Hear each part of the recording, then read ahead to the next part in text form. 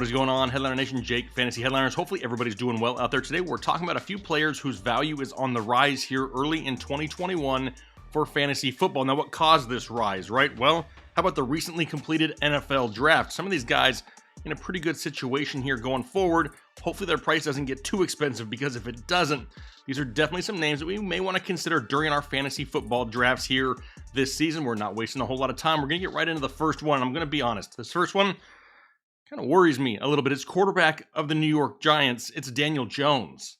And I just don't really know how I feel about this one, right? I mean, I want to believe. I really do want to believe in Daniel Jones taking that step forward here this season. The dude just hasn't been consistent as of yet, right? There's times out there where he looks great on the football field. There's times he looks completely lost, but the facts remain, right? He has no more excuses. The amount of offensive firepower on the New York Giants is absolutely terrifying. What? You just added Kenny Golladay. You had Darius Slayton, Sterling Shepard. They just drafted Kadarius Toney. What about John Ross? He's in the mix now. Evan Ingram, I know he can't catch the football, but he's still there. They added Kyle Rudolph. Plus, they get the return of Saquon Barkley. Yeah, he's loaded. He could just basically throw it anywhere on the field and have a solid option to get it to. But what do we do with him here in 2021? Now, you add in the fact that he has that rushing upside, right? At one point last season, he was like the fastest man on earth or something, right? I mean, he was clocked at like 21 miles an hour, and for a quarterback, that is pretty dang good. Now, of course, sure, he tripped up on that invisible sprinkler, didn't quite finish off that touchdown run, but boy, was he absolutely moving. If this guy could find a little bit more consistency here in 2021, he could put up some absolute monster numbers with that rushing upside and the amount of pass catching weapons that he has. Now, no part of me wants Daniel Jones to be my starting fantasy quarterback in 2021. However, maybe you're in 2 quarterback leagues, maybe it's a super flex league, whatever it may be, it does make some sense, because the amount of weapons that he's going to have at his disposal on a weekly basis has the opportunity to make him highly successful this year. The problem is the risk. It comes along with it. Let's move on to a running back now. What about Myles Gaskin of the Miami Dolphins? And so many people had the Dolphins pegged to grab a running back early in this draft, right? They had 2 first-round picks. We knew at some point the offense was going to be addressed to get more weapons there for Tua. An early running back in this draft would have absolutely killed some of the potential upside for Myles Gaskin, but now we know. We now know that Brian Flores and the Miami Dolphins are committed and believe in Myles Gaskin here in 2021. They didn't use that early pick on a running back. They used it on a wide receiver, Jalen Waddle, out of the University of Alabama. And it only proves that 2020, it wasn't a fluke, right? They want to get the ball in the hands of Myles Gaskin. He had 18 plus touches in 6 out of the 10 games that he played. He was the 12th highest scoring running back in all of fantasy football on a per game basis, scoring 14.4 fantasy points per game in a half PPR scenario. But he only had a total of 183 touches in 2020, but that was only in 10 games. Remember that. To say that 200 to 225 touches this year is out of the question is crazy, because it's absolutely possible here in 2021, especially if he can stay healthy. Now, the addition of Jalen Waddle, we know they added Will Fuller. They already have Devontae Parker, Mike Gesicki. This is an offense full of pass-catching weapons also. And that just means that the boxes can't be stacked against the running game here and Myles Gaskin. Right now, his ADP sitting right around the 5th round.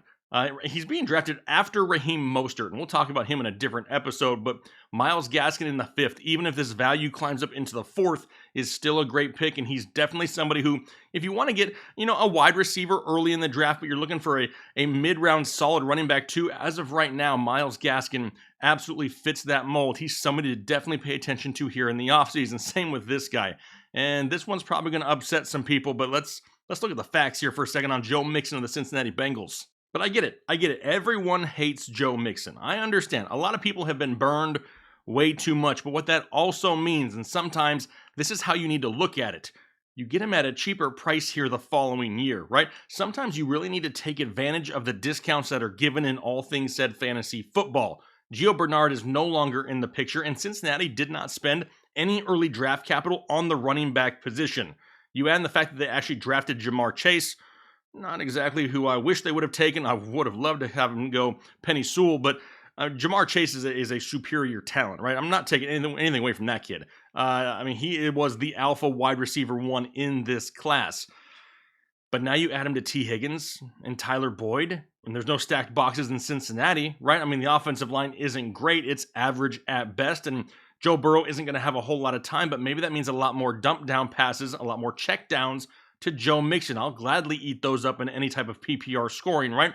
Now, for Mixon, it's all about volume. It's kind of what it's always been about, right? He needs to get the touches. Can they commit those touches to him here this year? Well, last year, before his injury, he was leading the NFL in touches. So hopefully that's kind of a precursor of things that are to come here in 2021, especially with no Gio Bernard. Offensive coordinator Brian Callahan, he's already come out and said, hey, listen, I don't want Joe Mixon leaving the field this year. So the question really comes down to this. Are you ready to buy in again in 2021?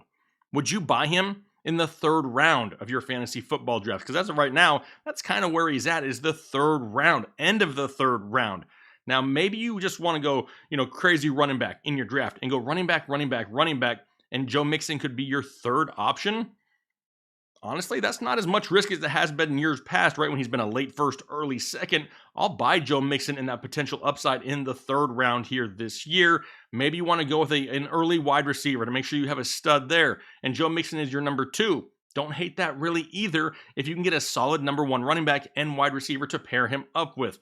The sky is the limit this year, right? The Bengals are going to have to put some points up on the board to stay in ball games this year. The division they're in is going to score 40 plus on them every single week. They're going to have to keep pace. That could lead to some good games here for Joe Mixon in 2021. I get it. I understand it. You have that bad taste in your mouth when it comes to Joe Mixon. Think about it. Just think about it going into draft season. If you get him at a good enough discount, it's not that bad of a choice. What about another running back with Mike Davis, which sounds totally crazy to be talking about here in May, right? I mean, we're talking about Mike Davis. Typically, you think about Mike Davis as an injury fill-in like we saw with Christian McCaffrey, right? Not somebody who you want to go into the season counting on. Well, apparently the Atlanta Falcons just say piss on the running back position here in 2021, and they're just going to roll with Mike Davis. I mean, is he really about to be a thing again in Atlanta? I mean, right now, Atlanta may have to throw the ball like 600 times this year with the likes of Julio Jones, Calvin Ridley. They just added Kyle Pitts in the draft. You know the boxes are going to be empty there. Also, we've seen Mike Davis catch a pass out of the backfield a time or two in Carolina, so we know he can do it. Now, it's a young offensive line that could really take a step forward here in Atlanta this year. 2 new picks with Mayfield and Dahlman. They're definitely somebody to help boost and at least strengthen that offensive line a little bit, who's still overall pretty young. They could definitely improve here in 2021. His value is absolutely rising as Mike Davis, and he is definitely somebody that I don't want to count on weekly, though. That's a big thing right here. I don't want to go into my draft. I don't want to leave that draft either, knowing that Mike Davis is somebody that I have to start on a weekly basis. We kind of saw it with Todd Gurley last year, right? Very touchdown dependent, and that was cool the first half of the season because he was scoring a lot of touchdowns. Mike Davis could be in the same boat, right? Not a bad bench stash, maybe your RB4. Really gonna have to watch where his value goes though, because a lot of people are gonna start talking about Mike Davis because they didn't draft any running backs there in Atlanta that are gonna eat into any type of workload. Mike Davis, as of right now, is their guy, and his value is gonna start rising. What about the wide receiver position? And boy, do I love me some Allen Robinson here in 2021. Things are just getting better, right? I mean, the guy is a locked-in top 10, top 12 fantasy wide receiver any given year anyway, right? And he's done that with the likes of Blake Bortles, Nick Foles, Mitch Trubisky. What could he possibly do with Justin Fields here in Chicago? This could be the best NFL quarterback he's had in his young career still. Now, he's had at least 150 targets every year in which he's played at least 15 games. He has back-to-back years over 1,100 yards receiving and back-to-back top 12 finishes there in Chicago. We know there's a solid running game, right? We saw it from David Montgomery end of last year. Tariq Cohen should be back in the mix. How much is Damian Williams involved? That's something to really pay attention to. The offensive line, it's improved. They drafted Tevin Jenkins to give Justin Fields a little bit more time in the pocket. That's only going to help out the likes of Allen Robinson, who's going to be force-fed a lot of targets. Plus, on the defensive side of the football for Chicago, it's a secondary that's going to give up a lot of passing yards, could lead to some big plays, which means Chicago's going to have to keep their foot on the pedal and throw the ball all 4 quarters. I don't care if it's garbage points. Give me garbage points in fantasy football. I don't care. If Allen Robinson is scoring points late in the fourth quarter because the Bears are trailing, I am a happy fantasy owner. I don't care. But here's the big kicker. As of right now, Allen Robinson is a third-round pick. I would love to go running back, get two solid studs, and end up with Allen Robinson as my wide receiver 1 in the third round. I don't hate that whatsoever. He's definitely on the rise, though. It's something to pay attention to because a lot of hype surrounding Justin Fields. If this kid can come out and perform, even though they say that Andy Dalton is the starter, come on, let's be real. Andy Dalton may be the starter week 1, but he may not be the starter by week 3, and that's what we really care about because that's the bulk of the season, right? That's what's really going to see what kind of production we get from Allen Robinson. Justin Fields is the better option. He will take that job at some point in Chicago 100%, unless Andy Dalton comes out and he's like, completing 75% of his passes, throwing for 350 and 3 or 4 touchdowns. Yeah, it's not going to happen. But yeah, Justin Fields is going to be on the field. Sooner than not, right? And Allen Robinson could be a main beneficiary of that. He's definitely somebody I'm paying attention to, along with another favorite of so many people. What about A.J. Brown of the Tennessee Titans? And everybody loves them some A.J. Brown, right? I mean, how could his value be rising any more than it already is? Well, they lost Corey Davis, right, who last year had 92 targets, 65 receptions for 984 yards and 5 touchdowns. They also lost Jonnu Smith, who had 65 targets, 41 catches, 448 yards, and 8 touchdowns. They added Josh Reynolds. That's basically all they added was Josh Reynolds. And no offense to Josh Reynolds. I think he's a solid wide receiver who's going to surprise some people now and again in this offense just due to the volume he could see on a weekly basis. But holy A.J. Brown, right? I mean, back-to-back 1,000-yard seasons, even though he wasn't even 100%. Dude was banged up at times, still out there producing. His first 2 years in the NFL has scored 19 touchdowns. And now there's more targets up for grabs in Tennessee with the departures of Davis and Smith. Oh boy, no impact wide receivers were added in the draft. The chemistry is already there with Ryan Tannehill. It would not surprise me whatsoever to see A.J. Brown end the season this year with like 1,400 yards and 10 touchdowns. That is a huge year, and he's somebody who, as of right now, is a fringe third rounder, currently in the second, late second. If he falls to the third, exact same thing I said for Allen Robinson, right? Sign me up in the third round all day long.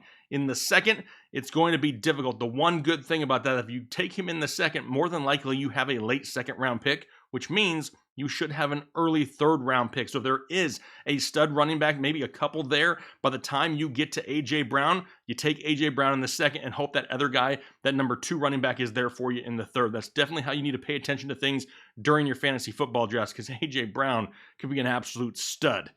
So there's a few players whose value is definitely rising here early in 2021. Now, maybe you noticed there on the graphic, there are 2 boxes that are locked out. Those are for our members only. If you're interested, it's just below the video here. Right next to the subscribe button says join. You join the Holden Chubb tier here on YouTube. You'll get the bonus content. We'll drop that for members only. And then we also have some other little perks there, right? Some emojis, some loyalty badges, some bonus content like these people will get with this video here, plus some extra live streams throughout the NFL season. If that's something you're interested in, make sure you hit the join button below. But I really want to know what you guys think. We try to be as committed to the community as we possibly can, right? We try to answer as many comments on all the videos as we possibly can each and every offseason. We know once the season starts, there's just too many. But here in the offseason, myself and Kyle do our best to answer as many as possible. But I want to know, who do you think? Who's a name that you're really paying attention to here this offseason, whose value is currently rising, and you just don't want it to rise too much?